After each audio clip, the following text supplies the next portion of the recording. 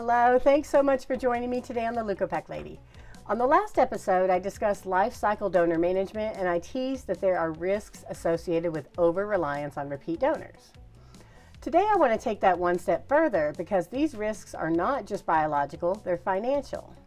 Master donor banks go beyond just biological infrastructure. They're essential to a program's financial infrastructure. And I've stressed the importance of strategic donor qualification and how it's essential to the success of your therapy. You need to know everything you can about your input material, and that starts with extensive donor assessment. The risk is when too much of your manufacturing volume depends on a small number of donors. A well-defined biological profile improves performance, but if only 2 or 3 donors meet that profile, risk increases. When you do this, a single donor change can affect multiple batches.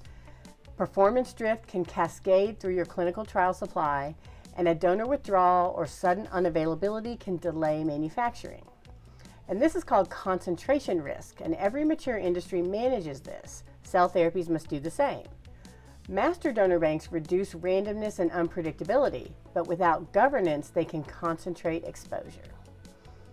So variability doesn't just affect performance, it affects costs of goods. When donor qualification is unstructured or reactive, process variability increases. Variability leads to lower yields, reduced viability, suboptimal transduction efficiency, and the need for in-process adaptation. Adaptation increases the required starting materials, media and reagents consumed, deviation documentation, labor hours, and overall cost per successful batch. Small financial inefficiencies compound as you adapt in real time and scale. And when donor performance is inconsistent, developers are forced to continually qualify new donors mid-development, which requires additional testing, developmental manufacturing runs, comparability assessments, and regulatory documentation updates. This becomes an uncontrolled operational expense, as opposed to structured early donor qualification of many donors, which reduces the need for emergency donor replacement and in-process adaptation.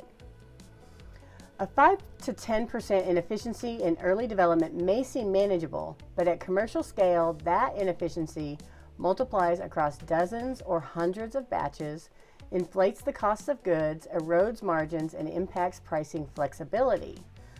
Whatever donor strategy decisions are made early on, scale will magnify them.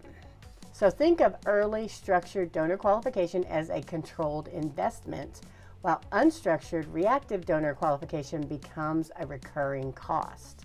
And recurring cost is what ultimately determines whether a therapy scales sustainably. So treat donor diversification as a financial risk mitigation strategy. Mature master donor banks should include secondary donor tiers, backup cohorts, defined requalification intervals, and clear performance thresholds. This is portfolio management applied to biology. You aren't just selecting good donors, you're designing a resilient biological supply system.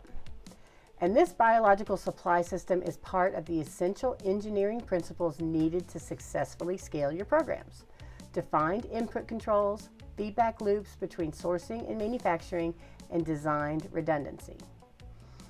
In the next season arc, I'll discuss how engineering consistency at scale requires integrating donor biology with manufacturing systems. Because scale does not hide variability, it exposes it. See you then.